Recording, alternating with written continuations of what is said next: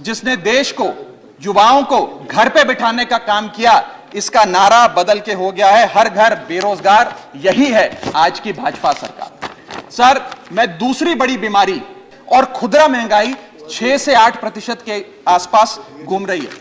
वादा किया था सर आय बढ़ाने का, आय तो बढ़ी नहीं, महंगाई बढ़ गई। गरीब सिर्फ वो नहीं सर जो सड़क पे कटोरा लेकर भीख मांग रहा है, हम सब गरीब हो रहे हैं। पेट्रोल 55 रुपए प्रति लीटर पे बिकता था, आज पेट्रोल 100 रुपए प्रति लीटर पे बिकता है। पहली चीज, क्योंकि सरकार को अतिरिक्त पैसे की जरूरत पड़ी, तो पहली चीज यह है कि जब वित्तीय वर्ष की शुरुआत में सरकार को पैसा चाहिए था, तो सरकार ने अपना जो वित्तीय बजट था उसे अंडर एस्टिमेट कर प्रेजेंट किया, ताकि वित्तीय घाटे को सुंदर करके उसका सौंदर्यकरण करके दिखाया जाए। अगर यह नहीं है तो दूसरी स्थिति अवश्य होगी कि सरकार ने अपना बजट पूरी तरीके से मिसमैनेज कर दिया। इन दोनों में से यदि कोई एक स्थिति उत्पन्न होगी, उसी में सरकार को एडिशनल पैसे की, अतिरिक्त खर्चे की जरूरत पड़ रही। सर, अतिरिक्त पैसे के लिए सरकार इस सदन के सामने आई है, कोई बात नहीं सर, उस पर चर्चा होगी, लेकिन चर्चा 2 और विषयों पे होनी चाहिए। पहला विषय कि वित्तीय वर्ष की शुरुआत में 40 लाख करोड़ का जो इतना भारी भरकम बजट इस सदन ने सरकार को सैंक्शन किया था, मंजूरी दी थी, उस 40 लाख करोड़ को खर्च करके सरकार ने क्या पाया? क्योंकि भारत देश के आर्थिक इंडिकेटर्स संकट का अलार्म बजा रहे हैं। और दूसरा, आज से 2-3 महीने बाद यहां से 100 मीटर दूर नॉर्थ ब्लॉक में जहां आने वाले वित्तीय वर्ष का बजट बन रहा है, आज ये बहस मैं चाहूंगा आने वाले वित्तीय वर्ष के बजट की भी नींव रखे। और सर, मैं नया सदस्य हूं सदन का, एक सुझाव और देना चाहता हूं। हम सारे लोग बजट पे चर्चा उसी समय करते हैं जब बजट प्रस्तुत किया जाता है। हमें सदन में 2 बार बजट पे चर्चा करनी चाहिए। एक बार जब बजट प्रस्तुत हो, और विंटर सेशन में 7-8 महीने बीतने के बाद कि उस बजट से देश को हासिल क्या हुआ, मिला क्या, कितनी नौकरियां मिली, क्या बेरोजगारी की दर है, कितनी महंगाई कम है। सर, भारत का डेमोग्राफिक डिविडेंड बेरोजगारी के तले दबता जा रहा है, सड़कों पे लाठियां खा रहा है, और भारत सरकार डेमोग्राफिक डिविडेंड को डेमोग्राफिक डिजास्टर में तब्दील करती जा रही है। सर, ये सच्चाई है आज। सर, मैं आपको बताना चाहूंगा कि यह सरकार जिसने देश को, युवाओं को घर पे बिठाने का काम किया, इसका नारा बदल के हो गया है हर घर बेरोजगार। यही है आज की भाजपा सरकार। सर, मैं दूसरी बड़ी बीमारी जो इस भारत की अर्थव्यवस्था को लगी है उसकी तरफ आपका ध्यान आकर्षित करना चाहूंगा। दूसरी बड़ी बीमारी है सर इन्फ्लेशन, यानी कि महंगाई। इन्फ्लेशन को कहा जाता है sir, inflation is taxation without legislation. वो महंगाई जो सरकार कानून लाए बिना जनता पे थोप देती है। सर, आज भारत की महंगाई इस वित्तीय वर्ष में 30 सालों में सर्वाधिक थी सर, 30 ईयर हाई पे, जहां भारत की थोक महंगाई 12 से 15% के आसपास घूम रही है और खुदरा महंगाई 6 से 8% के आसपास घूम रही है। वादा किया था सर आय बढ़ाने का, आय तो बढ़ी नहीं, महंगाई बढ़ गई। गरीब सिर्फ वो नहीं सर जो सड़क पे कटोरा लेकर भीख मांग रहा है, हम सब गरीब हो रहे हैं। गरीब इसलिए हो रहे हैं कि हमारी आमदनी नहीं बढ़ रही, लेकिन महंगाई बढ़ती जा रही है। सर, मैं उदाहरण देता हूं। एक शख्स जो 20,000 रुपए महीने के कमाता था और 18,000 रुपए खर्च करता था, वो महीने का 2,000 रुपए बचाता था। आज उसकी आमदनी 20 की 20 है, 20,000 है, लेकिन खर्चा 18,000 से बढ़कर 25,000 करोड़ हो गया। यानी कि 20,000 की आमदनी, 25,000 का खर्च, 5,000 रुपए की नुकसान का खामियाजा का कर्जा देश का एक एक आदमी भुगत रहा है। सर, मैं बताना चाहूंगा, सुनिए मेरी बात ध्यान से। जब 2014 में महंगाई का आलम देखिए सर, 2014 में जब यह सरकार बनी थी तो पेट्रोल 55 रुपए प्रति लीटर पे बिकता था, आज पेट्रोल 100 रुपए प्रति लीटर पे बिकता है। डीजल 45 लीटर पे बिकता था, 45 रुपए प्रति लीटर, वो डीजल आज 90 रुपए प्रति लीटर पे बिक रहा है। सर, एक गैस का सिलेंडर 400 रुपए का मिलता था बाजार में 2014 में जब इनकी सरकार आई थी, आज वो गैस का सिलेंडर 1100 रुपए का हो गया सर, 1100 रुपए का।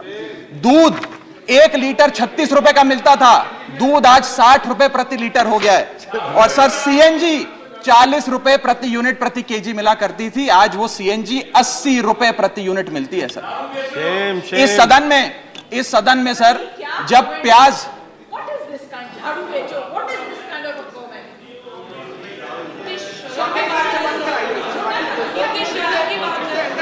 जब देश में I am not yielding but sir इस देश में जब प्याज के दाम 100 रुपए प्रति केजी के ऊपर हो गए और इस सदन में हंगामा हुआ तो माननीय वित्त मंत्री जी ने कहा कि मैं प्याज नहीं खाती, तो मुझे उनके भाव से प्याज की कीमतों से कुछ लेना देना नहीं है। ये मेरा विश्वास है सर कि माननीय वित्त मंत्री जी आटा, चावल, दाल, दूध, दही, पनीर तो अवश्य खाती होंगी, क्योंकि इन सब के भाव बढ़ गए।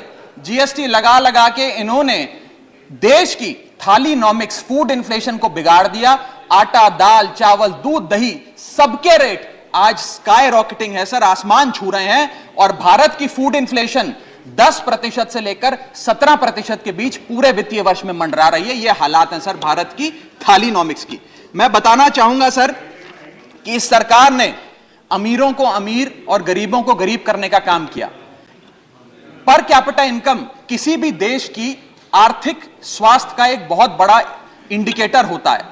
भारत की पर कैपिटा इनकम वित्तीय वर्ष 2021 में सर 9,160 रुपए से गिर गई, यानी कि हर व्यक्ति की औसतन कमाई 9,160 रुपए गिराने का काम किया। यानी कि आमदनी 98, खर्चा रुपया, यह सरकार ने करके हम सबको दिया है सर। तीसरी बड़ी बीमारी जो भारत की अर्थव्यवस्था को लगी हुई है वो है आर्थिक सुधार का झांसा, the hoax of economic recovery. इस वित्तीय वर्ष के पहले क्वार्टर में भारत की आर्थिक विकास दर 13.5% थी।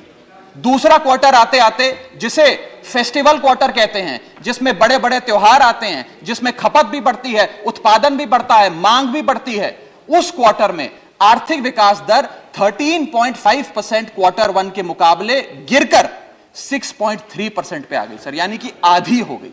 और अगर आप पिछले साल के क्वार्टर सेकंड से दूसरी तिमाही से कंपेयर करें तो क्वार्टर ऑन क्वार्टर 2021 में 8.4% दूसरी तिमाही की ग्रोथ थी और इस बार इस क्वार्टर में जो अभी समाप्त हुआ 6.3% है। यानी कि भारत की आर्थिक विकास दर घटती जा रही है। और मुझे बड़े दुख से कहना पड़ रहा है कि जब वित्त मंत्री जी फरवरी में वित्तीय वर्ष 23-24 का बजट प्रेजेंट करेंगी तब भारत की चौथी तिमाही की आर्थिक विकास दर 5% से भी नीचे होगी, which is unprecedented in recent time sir. यह भारत की इकोनॉमिक ग्रोथ की हालत है। और यह वर्ष तो जो बीत गया, इस वर्ष तो आपने आर्थिक जो विकास दर था उसकी ऐसी तैसी कर दी। अगले साल के आर्थिक विकास दर के आंकड़े सुनिए। सरकार चाहती है हम 8% पे आगे बढ़ें। वर्ल्ड बैंक कहता है वित्तीय वर्ष 23-24 में हम मात्र 6% पे ग्रो करेंगे। क्रिसिल कहता है हम 6% पे ग्रो करेंगे। ओईसीडी कहता है हम 5.7% पे ग्रो करेंगे। गोल्डमैन सैक्स कहता है हम 5.3% पे ग्रो करेंगे और आईएमएफ कहता है हम 5.1% पे ग्रो करेंगे। यानी कि भारत की अर्थव्यवस्था में ऊपर जाने की बजाय हमारी व्यवस्था नीचे आ रही है सर। चौथी और एक बड़ी बीमारी जो भारत की अर्थव्यवस्था को लगी है वो है द डेट क्राइसिस। भारत सरकार की देनदारी, भारत सरकार पे चढ़ा बहुत बड़ा कर्ज।